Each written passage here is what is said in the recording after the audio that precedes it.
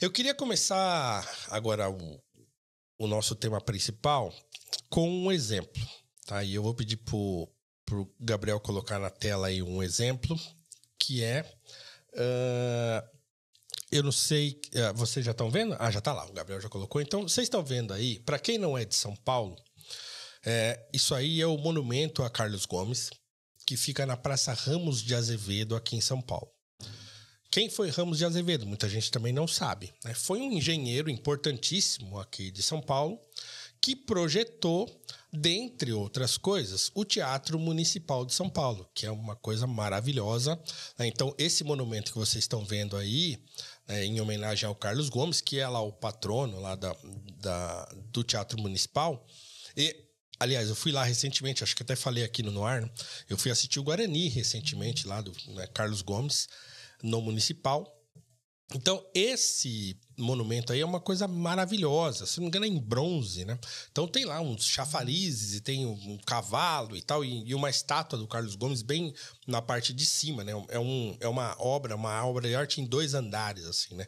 Que fica atrás do Teatro Municipal, que foi projetado pelo Ramos de Azevedo, então por isso que chama Praça Ramos de Azevedo. Ele também projetou a Pinacoteca do Estado de São Paulo, também projetou o mercado municipal aqui de São Paulo. Então ele foi um engenheiro importante aqui, né? Então esse monumento, se vocês estão vendo aí a imagem certinha, ele está todo pichado, né? Faz tempo que eu não vou lá durante o dia, porque também tá muito perigoso andar pelo centro de São Paulo, então a gente evita ao máximo. Mas enfim, alguns anos atrás, essa foto não é tão antiga assim, ele estava desse jeito que vocês estão vendo aí na imagem, todo pichado, todo arrebentado de pichação. E era triste de ver, né? Um monumento tão importante, tão bonito. E esse não é o único monumento de São Paulo que está pichado. Em São Paulo, no centro de São Paulo, você vacilou, os caras vão lá e picham, né? Então, assim... Não estou nem falando... A questão aqui nem é o julgamento moral sobre o picho, né? Sobre o ato de pichar e tal. Não é nem essa a discussão aqui. A discussão é... Os monumentos, os prédios históricos em São Paulo, eles, se você não tiver alguém fazendo a segurança ali, né, ou se você não ficar limpando toda vez, né, eles vão ficar pichados, porque ninguém tá nem aí. Os caras vão lá e picham mesmo, e depredam mesmo, e não estão nem aí, tá? E aí, recentemente, aí é justo dizer aqui quem foi que fez isso, né? Foi o João Dória, quando estava na prefeitura aqui de São Paulo. Ele revitalizou muitas coisas importantes do centro de São Paulo, dentre elas, né, o chafariz ali que tem na Avenida 9 de Julho, na boca do túnel da 9 de Julho, e também o monumento a Carlos Gomes aí da Praça Ramos. Então, o Gabriel vai colocar agora a imagem do monumento revitalizado. Então, quando você olha ele, já está aparecendo aí para vocês, assim, coisa linda, o chafariz ligado. Essa foto foi uma foto de uma reportagem que fizeram logo quando houve a revitalização por parte da Prefeitura de São Paulo, com o João Dória, prefeito, que fez um monte de coisa aqui e tal. Então, vejam, a pergunta é, por que as pessoas fazem isso? Por que elas...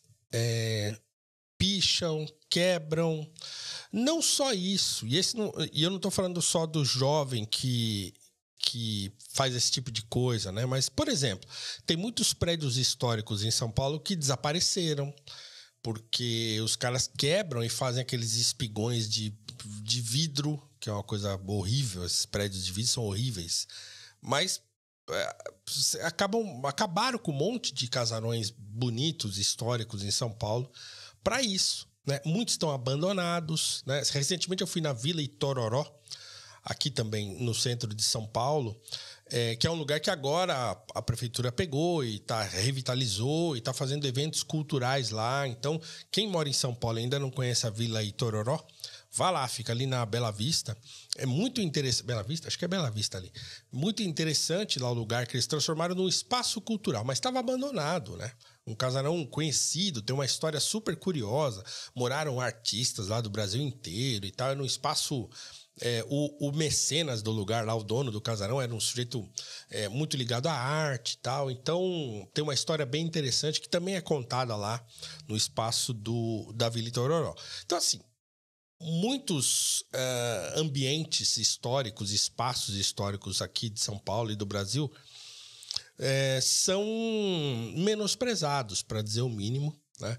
São depredados, são pichados, são substituídos por coisas horríveis, né? Então tem aqui em São Paulo e acho que em muitos lugares, né? Tem prédios muito feios assim, né? É curioso porque lembrei agora, o Lima Barreto, ele tem, eu falei disso numa aula do meu clube do livro, o Lima Barreto, ele tem ele meio que encampa um movimento contra esse tipo de modernização que se estava fazendo no começo do século XX lá no Rio de Janeiro, que os caras estavam derrubando os casarões lá, históricos, bonitos, para fazer essas casas quadradonas que a gente conhece hoje, né? Essas coisas feias e de vidro e coisa e tal. Então ele é contra, ele escreve crônicas sobre isso, artigos sobre isso. Então, se você procurar aí, deve encontrar pela internet artigos do Lima Barreto contra essa modernização que não prestava atenção naquilo que devia ser preservado e mantido, né? Não tinha nenhum apreço pelo patrimônio histórico brasileiro.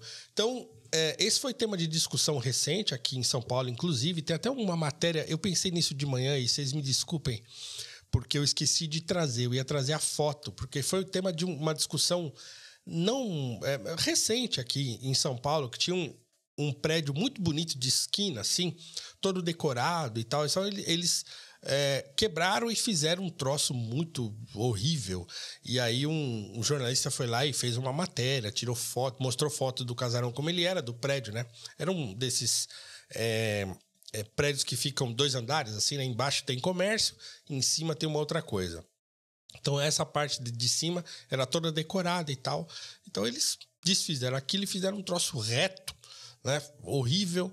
Então a discussão que se fez naquele momento era isso, né? Falando, escuta, né? A quem interessa esse tipo de urbanização burra e grotesca que se faz aqui, de você destruir uma coisa que é patrimônio, né? E que é bonito, que é belo, e substituir por uma coisa feia dessa, né? Só pelo aspecto funcional da coisa, né? Então, o Roger Scruton, o filósofo que morreu recentemente e que escreveu sobre muitas coisas, né?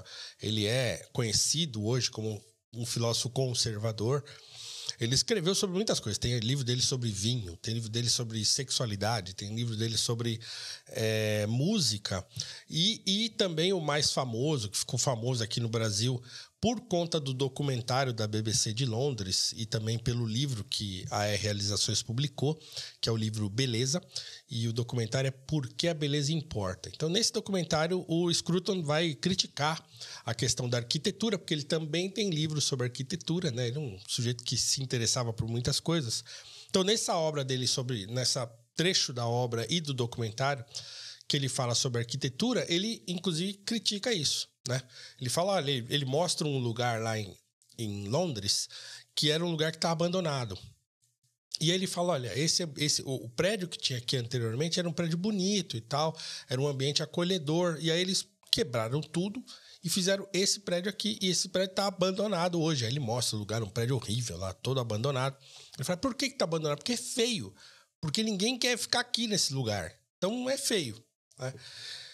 Então aqui, voltando ao monumento a Carlos Gomes e aos monumentos brasileiros, por que essas coisas acontecem, né? E aí, assim, vai aqui não é um tratado meu, né? Eu não estou me baseando em muita coisa, mas assim, eu tenho para mim que isso acontece porque as pessoas não têm mais conexão com o seu patrimônio cultural, digamos assim, né? As pessoas não ligam. Hoje, quando um fulano joga uma... E eu quer ver uma coisa que me deixa possesso, é esse tipo de coisa. O sujeito... Você está no trânsito, tem um carro na sua frente, né? E o sujeito abre a janela do carro e joga uma latinha pela janela do carro e vai embora. O que leva um sujeito... Se você está assistindo aqui o Noir e você faz isso, pelo amor de Deus, não faça isso, né? Porque o carro também está cheio de lugar que você pode colocar sua latinha lá e jogar fora no lugar apropriado. Eu vejo, dá vontade de correr, pegar a latinha e jogar para dentro da janela do fulano, né? E arrumar uma confusão. Mas as pessoas fazem isso não só porque elas são porcas, elas também são porcas, mas elas fazem isso porque elas não se sentem parte do lugar. Então, assim, para que eu vou manter o ambiente limpo se eu nem me sinto parte daquilo? Então, aquela mania do brasileiro querer fazer parte de outra coisa que não do Brasil, né? Então, falando aqui num senso patriótico, no melhor sentido do termo, né? De você fazer parte de um lugar e amar aquele lugar. E querer preservar aquele lugar. Querer preservar aquilo como um patrimônio histórico, né? E a gente aqui não tem muito isso, infelizmente. Né? As pessoas não têm muito esse senso de pertencimento por uma série de fatores, né? O Brasil se constituiu meio que desse jeito, né? Elitista, patrimonialista, excludente. Então, as pessoas não têm nem como. Então, assim, as pessoas que são mais pobres estão lutando pela vida, né? E as pessoas que são um pouco melhores e ricas e tal, que poderiam ter esse senso e tal, e não tem, né? Então, as pessoas não estão nem aí. E esse eu acho que é um retrato da educação no Brasil, e aí estou falando de educação no sentido amplo do termo, né? De as pessoas não se sentirem parte do país. Então, para mim, o principal problema do Brasil é exatamente esse. É de que as pessoas não mais se sentem parte do país, né? Elas não gostam do Brasil, elas odeiam o país em que elas vivem. Eu já falei isso várias vezes e vou repetir aqui porque você entra na escola quando você é criança e você passa lá os 12 anos, você passa na escola recebendo informações históricas e, infelizmente, ainda hoje, a história do Brasil que nos é contada é uma história de desgraça, né? Os portugueses vieram aqui, invadiram, estupraram as Índias, escravizaram os africanos, levaram embora o ouro, levaram embora o pau-brasil e escangaçaram com tudo, trouxeram para cá só os piores bandidos lá de Portugal e aí por isso que o país é como é. É essa história que a gente aprende na escola e eu sempre pergunto para os meus alunos isso, porque tem uma hora lá da minha disciplina que eu vou falar de filosofia da história. E eu pergunto, né, para eles, quem é que gosta da história do Brasil? E ninguém gosta. Ninguém gosta. Eu não lembro uma pessoa que tenha dito, eu acho legal. Ou eu acho assim, eu acho que tem coisas legais e coisas ruins. Em geral, todo mundo detesta a história do Brasil. Né? Por quê? Porque também elas desconhecem muitas dessas figuras que estão aqui no nosso painel, por exemplo. Então, vê aqui, a maioria das figuras que tem aqui no nosso painel são figuras brasileiras, né? Se não for a maioria, a grande parte delas, depois eu vou até fazer a conta aqui, mas muita gente boa aqui no nosso painel, de pessoas, de brasileiros que foram importantíssimos para a nossa história, né? Importantíssimos. Então, você pega aqui, ó, vou pedir de novo pro Gabriel esticar aqui a câmera para mostrar, por exemplo, você pega aqui Dr. Juliano Moreira, que é esse aqui, ó. Né? Dr. Juliano Moreira foi um médico brasileiro, psiquiatra, que tratou do Lima Barreto, que está lá em cima. Né? O Lima Barreto está ali em cima, do lado do Luiz Gama. Né? Ele está entre o Luiz Gama e o Oscar Micheaux. Oscar Micheaux é um americano, cineasta americano negro.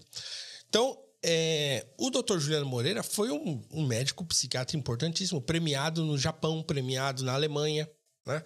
Da transição do século XIX para o século XX. Ninguém conhece. Né? Ninguém conhece, por exemplo, o Moacir Santos, que é esse aqui, ó. Né? Moacir Santos, que está aqui, e tem uma outra imagem dele lá embaixo, que ele foi um músico brasileiro, um maestro brasileiro gigantesco, assim. Ninguém conhece, né? Tudo bem que ele não estou falando do século XIX, mas já do século XX. Mas né, ele faleceu em 2004, se eu não estiver enganado, tá? Não quero... Mas é recente, tá? Então as pessoas não conhecem. As pessoas não conhecem, por exemplo, aqui... Deixa eu achar um outro aqui. Aqui, Manuel Querino. Esse aqui é o Manuel Querino, que foi um gigante professor brasileiro, um intelectual brasileiro, fundou o Instituto Histórico Geográfico da Bahia, né? Um dos fundadores do Instituto Histórico Geográfico, que escreveu obras muito interessantes sobre cultura brasileira, sobre culinária afro-brasileira. Né? É assim, ninguém conhece. Eu falei do professor José de Souza Marques agora há pouco num story do meu Instagram, que é esse aqui. Né? O professor José de Souza Marques foi outro grande intelectual brasileiro. Ele era pastor protestante e tem uma história curiosa assim da briga que ele arrumou sobre a construção do Cristo Redentor, que é um projeto da Princesa Isabel, né? Da Dona Isabel e tal.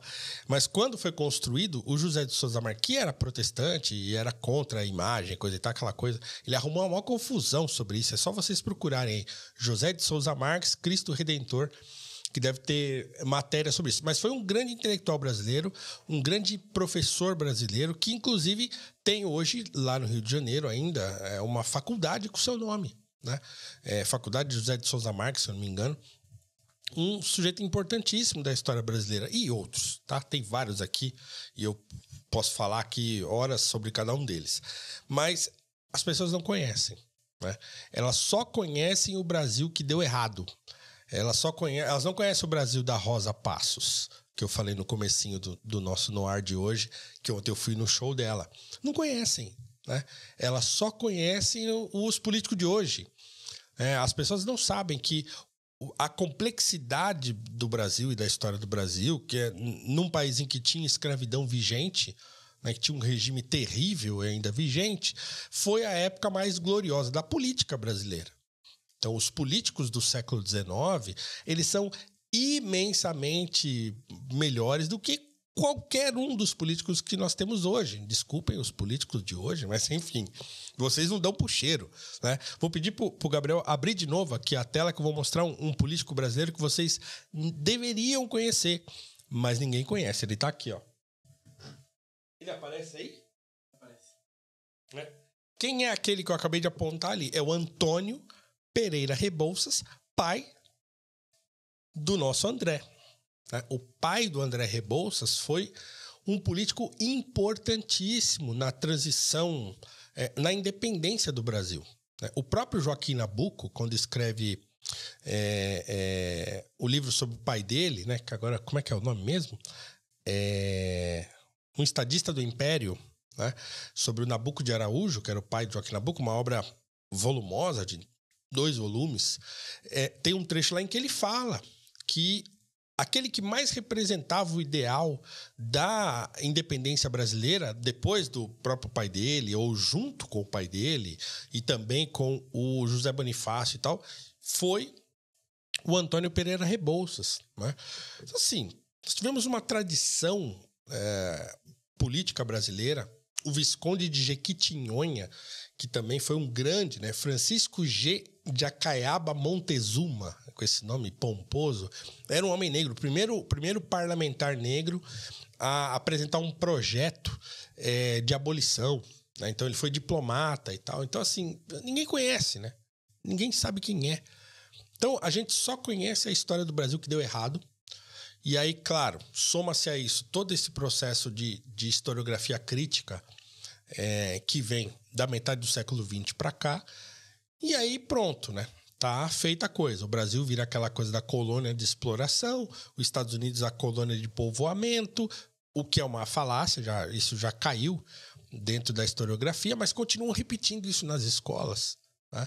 Então não há mais um senso de pertencimento das coisas. As pessoas não gostam do Brasil, não gostam do país. Acham que a história do Brasil é uma porcaria, né? E esse país aqui precisa, como diz o ditado, devolve para os índios, né? Ou para os indígenas, como se diz hoje, né? Também tem esse papo de cancelar a palavra, que a gente falou recentemente aqui. Então não pode falar índio, tem que falar indígena. Então, devolve, né? Devolve, porque deu tudo errado. Não deu tudo errado, não, né? A abolição, o evento social mais importante da história brasileira, precisa ser estudado em profundidade. O movimento abolicionista, como eu já disse aqui, que é o nosso liberalismo, né, é o movimento abolicionista. Ele precisa ser estudado em profundidade. Não é aquele en passant que se faz na escola. Não é aquele papo de que muito tempo vigorou aqui, quer dizer, a princesa Isabel foi que assinou a Lei Áurea e aí libertou os escravos. E pronto, acabou. Não, né? Teve um processo longo, que eu escrevi recentemente, um artigo longo para a revista Valete, que é A Longa Luta Negra Liberal e Seus Antecedentes. E aí eu traço um panorama histórico, né, e cronológico do abolicionismo, desde os seus antecedentes, lá com Hipólito da Costa, né, que era um brasileiro filho de portugueses, e que foi o fundador do primeiro jornal brasileiro, que é o Gazeta Mercantil. E ele foi o primeiro o primeiro órgão de imprensa brasileiro, porque em 1808, quando o Dom João VI chega aqui, ele abre a imprensa e aí começa a rodar aqui o Gazeta Mercantil. E aí o Hipólito da Costa foi o primeiro jornalista brasileiro a se manifestar contra a escravidão, né? E isso vai durar todo o século XIX até a abolição, né? Esse movimento vai crescendo em volume, né? Eu mostro aquelas, digamos assim, manifestações políticas esparsas, como a do próprio... Eu sempre esqueço o nome dele. Peraí. Gente, José Bonifácio, perdão. Do próprio José Bonifácio, tem um parecer muito interessante contra a escravidão e tal, até o movimento abolicionista pegar fogo, assim, a partir de década de 1860, foi quando os movimentos abolicionistas começam a pipocar. Falei aqui do Abílio César Borges, professor baiano, que começou lá na Bahia um movimento abolicionista. Tem o movimento lá do Ceará, né, com o Chico da Matilde, né, o Dragão do Mar, que foi o primeiro lugar a abolir a escravidão no Brasil, foi lá no Nordeste.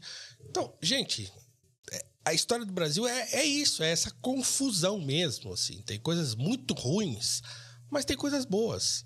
E as coisas boas precisariam ser estudadas e exaltadas para que as pessoas conhecessem e para que a gente preservasse essas coisas.